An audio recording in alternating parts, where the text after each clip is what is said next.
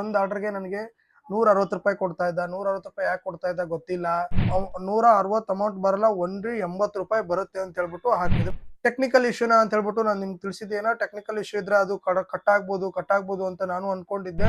ಇವಾಗ ನಾನು ಅರ್ನ್ ಮಾಡಿರೋದು ಎಷ್ಟು, ಅದೇ ರೀತಿ ನೋಡಿ ಅದು ಕೊಡಲ್ಲ, ಸುಮ್ಮನೆ ತೋರಿಸ್ತಾರೆ. ನಂಗೂ ಅದೇ ತರ ಆಗಿತ್ತು, ಎಲ್ಲರೂ ಅದೇ ಕಮೆಂಟ್ ಹೇಳ್ತಾ ಇದ್ರು. ನಾನು ಶಾಕ್ ಆಗೋದೆ. ಹಾಯ್ ನಮಸ್ತೆ ಸ್ನೇಹಿತರೆ, ನಾನು ಗಜಾನಂದ್. ಮತ್ತೊಂದು ವಿಡಿಯೋಗೆ ನಿಮ್ಗೆಲ್ಲ ಸ್ವಾಗತ. ನಾನು ಒಂದ್ ದಿನ ಅಥವಾ 2 ಡೇಸ್ ಬ್ಯಾಕ್ ನಿಮ್ಗೆ ವಿಡಿಯೋ ಮಾಡಿ ತಿಳಿಸಿದ್ದೆ.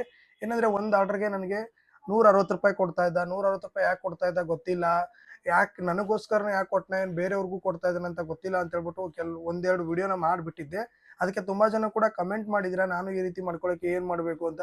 ಇನ್ನೊಬ್ರು ಏನ್ ಹೇಳಿದ್ದಾರೆ ಅಂದ್ರೆ, ಮನೆ ಹೊಲ ಬಿಟ್ಬಿಟ್ಟು ಸ್ವಿಗ್ಗಿ ಅಂದ್ರೆ ಮನೆ ಹೊಲ ಬಿಟ್ಬಿಟ್ಟು ಡ್ರೈವರ್ಗೆ ಜಾಬ್ಗೆ ಸೇರ್ಬಿಡ್ತೀನಿ ಈ ತರ ಕೊಟ್ರೆ ಅಂತ ಕೇಳಿದ್ದಾನೆ. ಅದು ಅಲ್ಲದೆ ಇನ್ನೊಂದೇನಪ್ಪಾ ಅಂದ್ರೆ, ಕೆಲವೊಬ್ರು ಹೇಳಿದ್ದು ಏನಂದ್ರೆ, ಇವಾಗ ಕೊಡ್ತಾ ಇದ್ದಾನೆ, ಬಟ್ ನಿಮ್ಮ